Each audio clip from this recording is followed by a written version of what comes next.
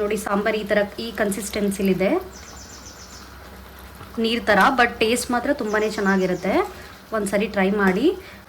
Pieces ಅಷ್ಟೇ ನೋಡಿ, ನಿಮ್ಗೆ ಕಾಣಿಸ್ತಿರ್ಬೋದು ಮಸಾಲೆ ಎಲ್ಲ ನೀಟಾಗಿ ಹಿಡಿದು ನೀಟಾಗಿ ಫ್ರೈ ಕೂಡ ಆಗಿದೆ ಚಿಕನ್ನು. Hi hello, welcome back to Amulya Ammu YouTube channel. ಈ ವಿಡಿಯೋದಲ್ಲಿ ರುಚಿಕರವಾದಂಥ ಚಿಕನ್ ಸಾಂಬಾರನ್ನ ಹೇಗೆ ಮಾಡೋದು ಅಂತ ನೋಡೋಣ ಬನ್ನಿ. ಮೊದಲಿಗೆ ನನ್ನ ಚಾನಲ್ ನೋಡ್ತಿರೋರಲ್ಲಿ ಯಾರು ನನ್ನ ಚಾನಲ್ ಸಬ್ಸ್ಕ್ರೈಬ್ ಮಾಡಿಲ್ಲ, ದಯವಿಟ್ಟು ಸಬ್ಸ್ಕ್ರೈಬ್ ಮಾಡಿ ಅಂತ ಹೇಳ್ತಾ ಈ ವಿಡಿಯೋನ ಕಂಟಿನ್ಯೂ ಮಾಡ್ತಾ ಇದ್ದೀನಿ. ಪ್ಯಾನ್ ಕಾಯ್ತಾ ಇರಲಿ. ಸೊ ಚಿಕನ್ ಸಾಂಬಾರಿಗೆ ಈ ಮೇಯ್ನ್ ಇಂಗ್ರೀಡಿಯೆಂಟ್ಸ್ ಏನು ಬೇಕು ಅಂತ ಅಂದ್ಬಿಟ್ಟು ಹೇಳಿಬಿಡೋಣ. 2-3 ಹಸಿಮೆಣಸಿನ್ಕಾಯಿ, 1-1.5 ಟೊಮ್ಯಾಟೊ, ಇದು 1 ಗಡ್ಡೆ ಈರುಳ್ಳಿ, ಇದ್ರ ಜೊತೆಗೆ ಸ್ವಲ್ಪ ಜಿಂಜರ್ ಗಾರ್ಲಿಕ್ ಪೇಸ್ಟು. ನಾನಿದ್ರಲ್ಲಿ ವೀಡಿಯೋಗೆ ಅಂತ ಅಂದ್ಬಿಟ್ಟು ಜಾಸ್ತಿ ಕ್ವಾಂಟಿಟಿ ತೋರಿಸ್ತಿದ್ದೀನಿ. ನೀವು 1-1.5 ಸ್ಪೂನ್ ಹಾಕೊಬೋದು ಜಿಂಜರ್ ಗಾರ್ಲಿಕ್ ಪೇಸ್ಟ್ನ. ಸೊ ಪ್ಯಾನ್ ಕಾದ್ಬಿಡ್ತು. ಇದಕ್ಕೆ 1-2 ಸ್ಪೂನ್ ಆಯಿಲ್ ಹಾಕೊಳ್ಳಿ. ಆಯಿಲ್ ಹಾಕ್ಕೊಂಡಿದ್ದ ನಂತರ ನೀವು ಹಚ್ಚಿಟ್ಕೊಂಡಿರುವಂಥ ಹಸಿಮೆಣಸಿನ್ಕಾಯಿನ ಇದಕ್ಕೆ ಸೇರಿಸಿ. ಅದಾದ ನಂತರ ಈರುಳ್ಳಿ, ಟೊಮೊಟೊನ ಲಾಸ್ಟಿಗೆ ಆ್ಯಡ್ ಮಾಡ್ಕೊಳ್ಳಿ. ಸೊ ಫಸ್ಟು ಹಸಿಮೆಣಸಿನ್ಕಾಯಿ ಮತ್ತು ಈರುಳ್ಳಿ ನೀಟಾಗಿ ಫ್ರೈ ಆಗಲಿ. ಸ್ವಲ್ಪ ಫ್ರೈ ಆಗಿದ್ದ ನಂತರ ಅದಕ್ಕೆ ಸ್ವಲ್ಪ ಜಿಂಜರ್ ಗಾರ್ಲಿಕ್ ಪೇಸ್ಟ್ನ ಸೇರಿಸೋಣ.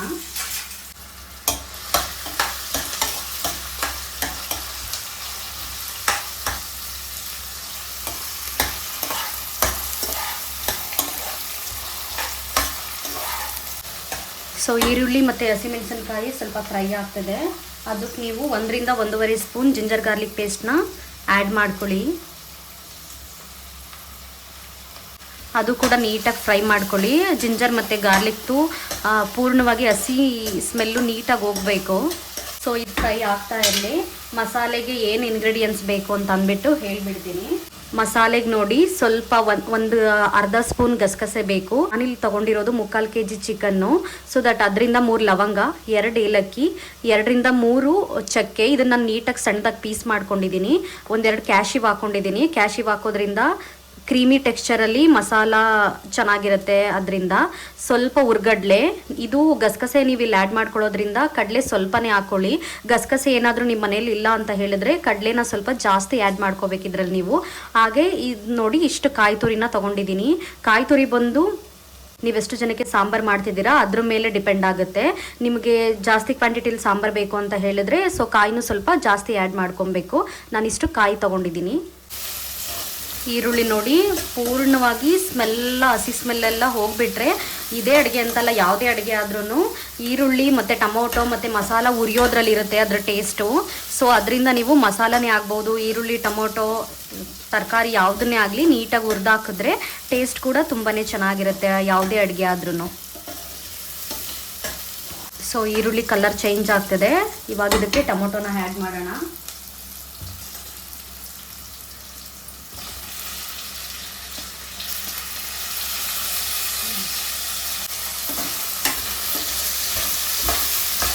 ಸೊ ಟೊಮೊಟೊ ಫ್ರೈ ಆಗ್ತಿರಲಿ. ಇದಕ್ಕೊಂದು 3/4 ಸ್ಪೂನ್ ಅರಿಶಿನ ಸೇರಿಸ್ಕೊಳ್ಳೋಣ. ನೋಡಿ, ಒಂದು 1/2 ಸ್ಪೂನ್ ನಾನು ಇದರಲ್ಲಿ ಅರಿಶಿನ ಆ್ಯಡ್ ಮಾಡ್ತಿದ್ದೀನಿ. ನಾನು ಯಾವುದೇ ರೀತಿ ಅಂಗಡಿದು ಮಸಾಲಾಸ್ ಏನು ಯೂಸ್ ಮಾಡ್ತಾ ಇಲ್ಲ, ಎಲ್ಲ ಮನೆಯಲ್ಲೇ ರುಬ್ಬಿಟ್ಕೊಂಡಿರುವಂಥದ್ದು. ಇದು ಬಂದು ಪ್ಯೂರ್ ಧನಿಯಾ ಪೌಡರು. 1.5 ಸ್ಪೂನ್ ಧನಿಯಾ ಪೌಡರ್ ಹಾಕ್ತಿದ್ದೀನಿ. ಹಾಗೆ ಇದಕ್ಕೆ ನಾನು 2.5 ಸ್ಪೂನ್ ಚಿಲ್ಲಿ ಪೌಡರ್ನ ಆ್ಯಡ್ ಮಾಡ್ತಾ ಇದ್ದೀನಿ. ನಮ್ಮ ಮನೇಲಿ ಸ್ವಲ್ಪ ಚಿಕನ್ಗೆಲ್ಲ ಖಾರ ಸ್ವಲ್ಪ ಮುಂದೆ ಇರಬೇಕು. ಸೊ ಅದರಿಂದ 2.5 ಸ್ಪೂನ್ ಚಿಲ್ಲಿ ಪೌಡರ್ನ ಆ್ಯಡ್ ಮಾಡಿದ್ದೀನಿ. ನೋಡಿ, ನೀಟಾಗಿ ಫ್ರೈ ಆಗಿದೆ. ಇವಾಗ ಇದಕ್ಕೆ ನಾವು ಚಿಕನ್ನ ಸೇರಿಸ್ಕೊಳ್ಳೋಣ. ಚಿಕನ್ ಸೇರಿಸೋ ಮುಂಚೆ ನಾವು ಚಕ್ಕೆ ಲವಂಗ ಹಾಕಿರೋದ್ರಿಂದ ಸ್ವಲ್ಪ 1/4 ಸ್ಪೂನಷ್ಟು ಗರಂ ಮಸಾಲನ ಇಲ್ಲಿ ಆ್ಯಡ್ ಮಾಡ್ಕೊಳ್ಳೋಣ. ಸ್ವಲ್ಪ ಅಷ್ಟೇ, ಚಿಟಿಕೆ ಆ್ಯಡ್ ಮಾಡ್ಕೊಳ್ಳೋಣ.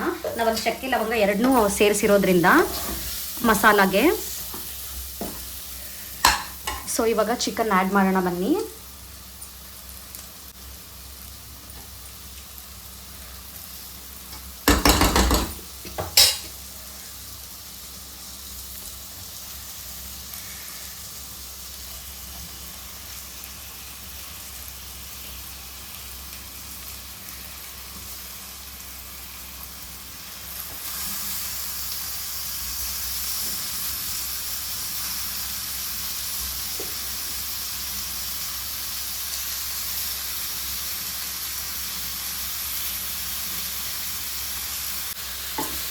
ಸೊ ಚಿಕನ್ ಹಾಕಿದ ನಂತರ ಈ ಥರ ಒಂದು ಮಿಕ್ಸ್ ಕೊಟ್ಬಿಡಿ.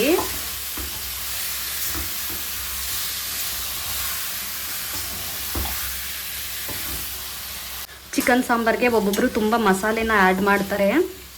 ನಮ್ಮನೇಲಿ ಸ್ವಲ್ಪ ತೀರಾ ಕಡಿಮೆ ಇದಕ್ಕೆ ಮಸಾಲೆನ ಹಾಕೋದು. ಯಾಕೆ ಅಂತ ಹೇಳಿದ್ರೆ ನೀರು ಥರ ಇದ್ದರೆ ಸಾಂಬಾರು ನನ್ನ ಹಸ್ಬೆಂಡ್ ತುಂಬ ಇಷ್ಟಪಡ್ತಾರೆ. ಸೊ ಅದರಿಂದ ನೀರು ಥರ ಸಾಂಬಾರು ಮಾಡ್ತಿದ್ದೀನಿ.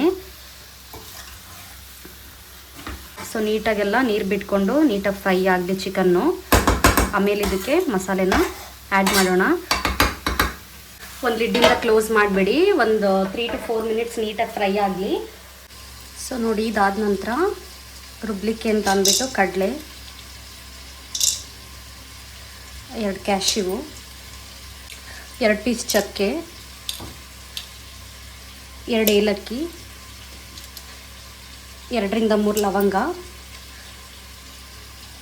ಹಾಗೆ ಸ್ವಲ್ಪ ಗಸಗಸೆ,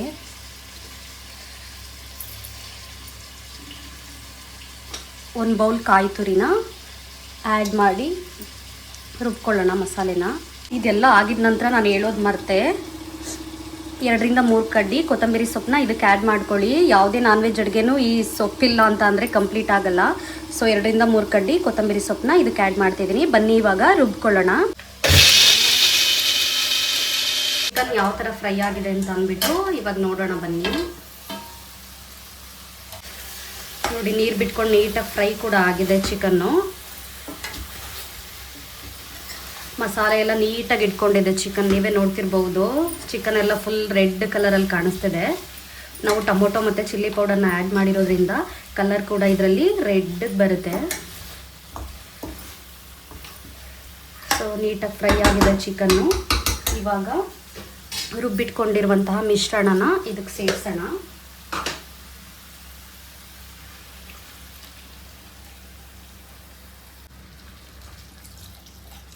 ನಾನು ನಿಮ್ಗೆ ಹೇಳೋದು ಮರ್ತೆ, ರುಚಿಗೆ ತಕ್ಕಷ್ಟು ಉಪ್ಪನ್ನ, ಮಸಾಲೆನ ಲೈಕ್ ಚಿಕನ್ನ ಹಾಕ್ತಿರಲ್ಲ ಅದಾದ ನಂತರನೇ ಆ್ಯಡ್ ಮಾಡಿಬಿಡಿ.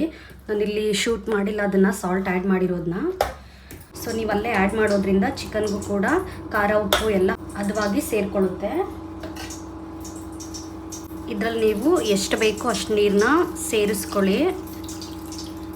ನಾವಿಲ್ಲಿ ಅತಿ ಮಸಾಲೆನ ಆ್ಯಡ್ ಮಾಡ್ದೇ ಇರೋದ್ರಿಂದ ಸ್ವಲ್ಪ ನೀರು ಥರನೇ ಇದೆ ಸಾಂಬಾರು, ಬಟ್ ತುಂಬಾ ಟೇಸ್ಟಿಯಾಗಿರುತ್ತೆ. ರುಚಿ ಅಂತೂ ತುಂಬಾ ಚೆನ್ನಾಗಿದೆ. ನೀವೊಂದು ಸಾರಿ ಟ್ರೈ ಮಾಡಿ ಮಾಡ್ಕೊಂಡು ತಿನ್ನಿ. ಸೊ ಇವಾಗ 5 ನಿಮಿಷ ನೀಟಾಗಿ ಬಾಯ್ಲ್ ಆಗಿಬಿಡಲಿ. ಮಸಾಲೆ ಎಲ್ಲ ಸೇರಿಸಿರೋದ್ರಿಂದ ನೀಟಾಗಿ ಮಸಾಲೆ ಎಲ್ಲ ಇಟ್ಕೊಂಡು ನೀಟಾಗಿ ಬಾಯ್ಲ್ ಆಗಲಿ. ಅದಾದ ನಂತರ ಸರ್ವ್ ಮಾಡಿ ತಿನ್ನೋದೇನೆ ಚಿಕನ್ ಸಾಂಬಾರನ್ನ. ಸೊ ನೀಟಾಗಿ ಮಳ್ತಾ ಇದೆ. ಮಳ್ಳಿದ ನಂತರ ಸ್ವಲ್ಪ ರುಚಿ ನೋಡಿ, ನಾನು ರುಚಿ ಟೇಸ್ಟ್ ಮಾಡಿದೆ, ಸ್ವಲ್ಪ ಸಾಲ್ಟ್ ಕಡಿಮೆ ಇದೆ ಅನ್ನಿಸ್ತು. ಸೊ ಅದರಿಂದ ಸ್ವಲ್ಪ ಸಾಲ್ಟ್ ಕೂಡ ಆ್ಯಡ್ ಮಾಡ್ತಿದ್ದೀನಿ. ನೀವು ಇದನ್ನು ರೈಸು, ದೋಸೆ, ಚಪಾತಿ, ಪೂರಿಗೂ ಕೂಡ ಆಗುತ್ತೆ. ಬಟ್ ಚಪಾತಿ, ದೋಸೆ, ರೈಸ್ಗೆಲ್ಲ ಪರ್ಫೆಕ್ಟಾಗಿ ಸೂಟ್ ಆಗುತ್ತೆ. ಒಂದು ಸಾರಿ ಟ್ರೈ ಮಾಡಿ ತಿನ್ನಿ, ತುಂಬಾ ಟೇಸ್ಟಿಯಾಗಿರುತ್ತೆ. ಸೊ ನೀಟಾಗಿ ಮಳ್ತಿದೆ. ಚಿಕನ್ ಕೂಡ ನೀಟಾಗಿ ಬಾಯ್ಲ್ ಆಗಿದೆ. ಇದೆಲ್ಲ ಆಗಿದ ನಂತರ ಸ್ವಲ್ಪ ಒಂದು 2ರಿಂದ 3 ಹನಿ ಲೆಮನ್ನ ಇದಕ್ಕೆ ಸೇರಿಸಿ. ನೀವು ಅಲ್ಲಿ ಟೊಮೊಟೊ ಆ್ಯಡ್ ಮಾಡಿರೋದ್ರಿಂದ ಲೆಮನ್ ಸ್ವಲ್ಪ ಕಡಿಮೆನೇ ಹಾಕಿ, ತೀರಾ ಹುಳಿಯಾದರೆ ತಿನ್ನಲಿಕ್ಕಾಗಲ್ಲ. ಎಲ್ಲ ನೀಟಾಗಿ ಬಾಯ್ಲ್ ಆದಮೇಲೆ ನೀಟಾಗಿ ಒಂದು ಮಿಕ್ಸ್ ಕೊಡಿ. ಮಿಕ್ಸ್ ಮಾಡಿ ರೈಸ್ ಜೊತೆ ಸರ್ವ್ ಮಾಡಿದರೆ ರುಚಿಕರವಾದಂತಹ ಚಿಕನ್ ಸಾಂಬಾರು ತಿನ್ನಲಿಕ್ಕೆ ರೆಡಿಯಾಗಿದೆ. ಒಂದು ಸಾರಿ ಟ್ರೈ ಮಾಡಿ ಆಮೇಲೆ ನನಗೆ ಕಮೆಂಟ್ ಸೆಕ್ಷನಲ್ಲಿ ಕಮೆಂಟ್ ಮಾಡಿ. ತುಂಬಾ ಚೆನ್ನಾಗಿದೆ, ತುಂಬಾ ಟೇಸ್ಟಿಯಾಗಿದೆ.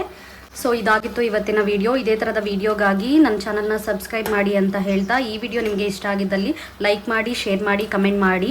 ಮುಂದಿನ ವಿಡಿಯೋದಲ್ಲಿ ಸಿಗೋಣ. Thank you for watching. Bye.